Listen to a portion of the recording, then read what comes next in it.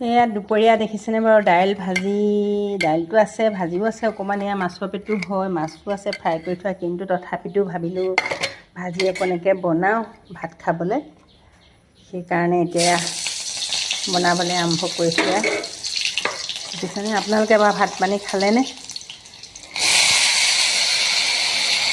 বনাইছোঁ, নহ'লে আলু আৰু বুট লৈছোঁ ভাজিবলৈ। দালি অকণমান আছে কমকৈ বাৰু, বেছি নহয়। আৰু সেইকাৰণে এয়া চব্জিকণ বনাইছোঁ, মাছ দুকণমান আছে, ফ্ৰাই মাছ, চব্জিকণ বনাই লৈছোঁ।